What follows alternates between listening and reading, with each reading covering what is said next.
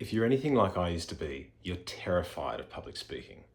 I'm thinking sweaty palms, beating heart, and just thinking of any excuse to get out of it. Today I'm going to share with you 3 key lessons to becoming a great public speaker. And at the end of the video, I'm going to teach you a bonus mind trick that will nail your nerves. Now, my entire life, public speaking has been hands down my biggest fear. I mean, that's until I had to MC a wedding for 350 people. I didn't want to do it. I did it. I did it successfully, and it totally crushed my public speaking fear. Let's get into lesson 1. As soon as you get offered the opportunity to speak, whether it's work, whether it's a wedding, whether it's a birthday or a bar mitzvah, lesson number 1, by failing to prepare, you're preparing to fail. Actually, a quote from Benjamin Franklin, and nothing has ever been truer in the world of speaking. Upon accepting a speaking gig, whether it's a wedding, whether it's a meeting at work or a presentation at work, start preparing that day. Go granular, go deep. If it's a wedding, hit up the bride and groom, hit up the bridal party, go deep, ask questions, understand every intricacy about them, their relationships, their parents, their family, collate as much information as possible. If it's work related, deep dive into the subject at hand, ask your colleagues, ask management, whatever you have to do to collate information around the subject or the topic you're speaking about. Do it and start now. You need to become a subject expert, even if you know nothing about it or them. The thing is, the more you know, the more this will give you confidence when the big day comes and you're actually speaking. So go deep, go granular, learn stories, learn as much as you can about the subject matter. Now, let's hit up lesson number 2. It's not about you. See, unless you're speaking about yourself, of course. See, the thing is, people are there to listen to you speak, but they're not there to judge you. In our minds, we constantly think, what are they thinking about me? How are they thinking? It's irrelevant. At a wedding, they're there for the bride and groom, they're there for the experience. They're not there to judge the MC. At work-related presentations, it's the information people are after. See, most people hate public speaking. In fact, 70 to 75% of people have it as their biggest fear in life. So most of the people you see do not want to do what you're doing. So they're not there to judge, they're there to admire, they're there to listen. Forget about judgment. Everyone's there to actually support you. Look, most people hate public speaking.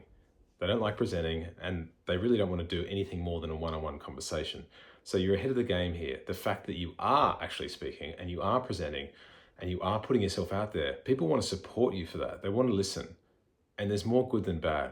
So forget about yourself, forget about your feelings, change your mind, change your thoughts, and realize that people are there to support what you're saying. They're there to listen to what you're saying. They're not there to judge. Now, the next lesson is by far the most important. Lesson number 3. Practice like your life depends on it. Now, this might sound a little bit extreme, but the fact is, if you nail the practice, you'll nail the speaking gig, I promise you. So let's dive into it. Now, there are so many ways to practice. People say, look in the mirror, go outside, talk to your friends, talk to your family.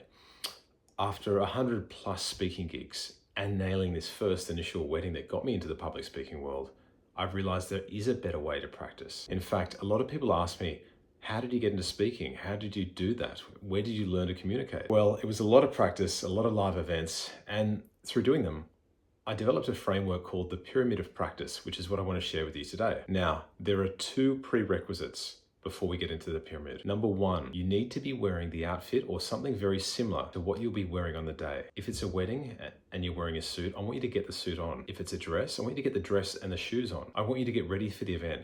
So you practice your speaking and your visualizing in the outfit that you're going to be wearing on the day. Now, if you're going to be using a microphone and it's a larger event, so in your practicing, you get used to feeling exactly how you're going to feel on the day, with maybe a few more nerves, of course. Now, let's dive into the pyramid of practice. So I created this because I wanted people to understand the learning process from the ground up. Now, I've learned many techniques on how to practice for a speech, but this is by far the most effective framework that I have seen, hands down. Very simply, there are 3 layers to the pyramid. The only thing you must do on every layer is before you start speaking, I want you to visualize the venue and the people where you are. So let's go into layer number 1. Layer number 1 is the base of the pyramid. I call it write and read. I want you to write every word out that you want to say. Make it as long as you want. I don't care, but I want you to get every word out on paper. If you can handwrite it, my writing's terrible. I can't read it, so I don't handwrite, I type. Either way, I want you to write everything out for the whole evening, the whole speech, whatever it is. Get it out on paper. Don't worry, this is not the end finale, but you're going to start by reading. Once you finish your speech and you know what you want to say, I want you to get dressed. I want you to visualize for 20 seconds where you will be having the speech. And then I want you to grab your microphone, or I don't even know what this is, it's a masher. Grab your masher, and then I want you to start reading the speech out from start to finish. I want you to do this as many times as possible until you start to feel confident. Make it a regular thing, do it daily, and start to feel confident reading it out. It comes. Some people take 3 to 4 times, others take 25 times, but the feeling of confidence does come. And when it does come, we go into the second layer of the pyramid. The second layer is called highlight and have a go.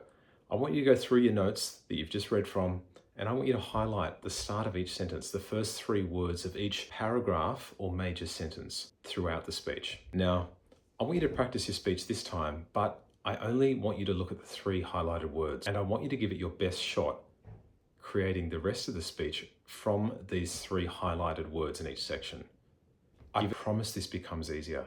So you're not looking for a word-for-word perfect speech. You're looking for your brain to retain as much as it can, but also create what it can based on what you've learnt. It's really important that you really give it a go and read as little as you must. It's nice to go section by section, read the 3 words, look ahead, go for your speech, then come back and have a look at what was written and compare. Now, I want you to read this speech as many times as possible, only looking at the highlighted sections. When you feel confident, it's time to go into the final layer of the pyramid. Now we're hitting the top of the pyramid. I call this bullet points only. Now it's time to write down what you've highlighted in bullet point form in sequence. I'd like you to write it on a palm card or a piece of paper. It should be fairly concise. Now, I want you to get dressed up. I want you to grab your microphone, and I want you to practice your speech by only looking at these bullet points. Again, it will feel awkward at the start, but practice doesn't make perfect. Practice makes performance. So the more you practice, the better you will perform. Trust me, confidence gets built through practice and repetition. So there we have it. There's the pyramid of practice. I want you to start at the bottom, get all the details in, and slowly condense and work your way up until you're feeling confident. So here's the truth. Public speaking isn't just about practice. It's about how you practice. And if you practice this way, you will have success and you will enjoy the experience too. Which brings me to my last and final bonus point. The number one issue with people public speaking is they feel nervous. Now, I'd like to reframe what being nervous is or feels like. You're nervous because you care. You care what others think.